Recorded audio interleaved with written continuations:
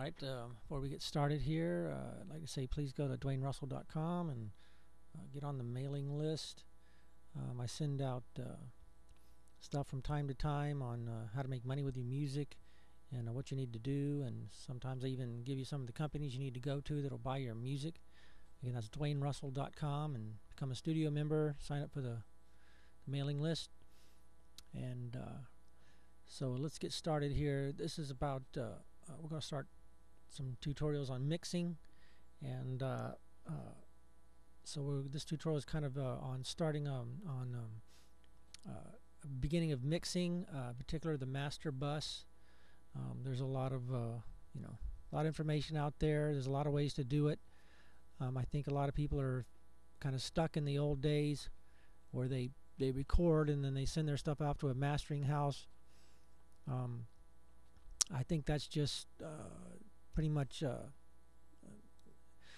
stuck from the 70s, when 60s, 70s, when or even before, when you had to have a mastering engineer, because he had the lathe, he had to cut the record. It's not something that a lot of recording studios had, although some did. But it just added to the expense and added one more thing to do. So, but nowadays with computers, it's pretty much you can do it all right in house, and with the plugins and how good they are nowadays, a lot can be done right in your mastering bus. You can set up your mastering bus first before you get into some of the mixing, and I suggest that you do that, and which is what we're going to do here. Again, needs to point out that we're in this particular project. Again, it's using pretty much all virtual instruments, which are sounding pretty good these days.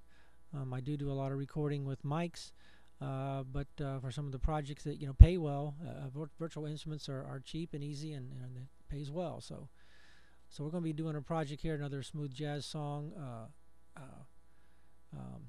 mixing this thing down here, and we're going to go over here to the master bus, and you can see right in here I have quite a few plugins. Sometimes the whole thing's full, sometimes there's not but 2 or 3. This one right here is an ARC. This is an EQ on my room that I use to make everything flat and even so that it translates fairly well. Plugin's really good. I recommend it. I'll leave that off for right now, so we can go through what's going on here in my master bus. I usually start with putting up a brick wall limiter, and this is in Cubase. This little section right here, I'm swirling my mouse, that is a section that goes after this fader.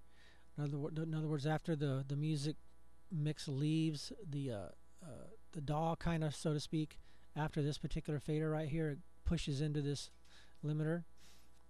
So this is after fader is where we're putting it at, and I've got it smashed kind of hard, not too hard.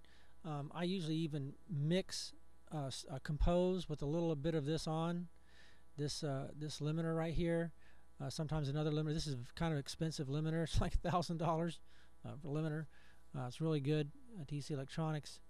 But I won't use this much of it sometimes, and I do it just so that it I can hear everything. It compresses stuff. I can just kind of hear what's going on in the composition.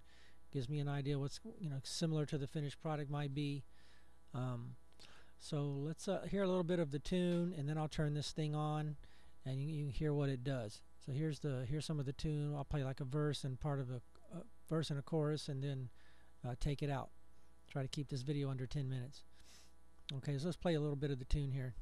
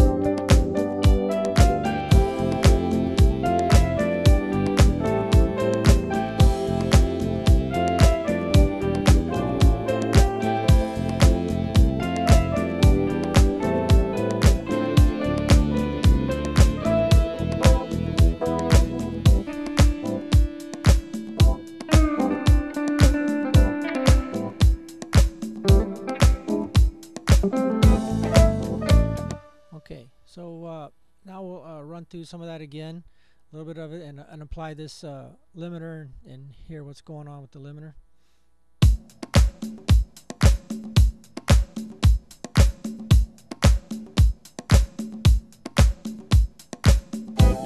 We'll turn it on now.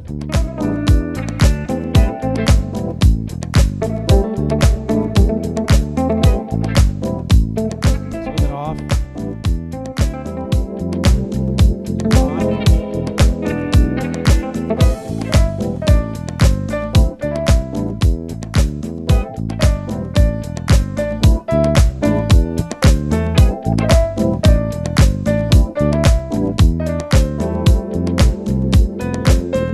Okay, so I've got it set around 6 dB. We're taking off about 3 to 4 dB and just kind of leveling things out.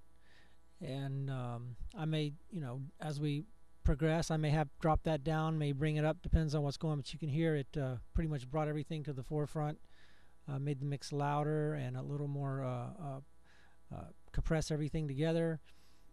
So usually kind of just start there, and this as we go along, this adjusts a little more. So we'll put this away, and we will end this tutorial here, and we'll go over the rest of these in part 2.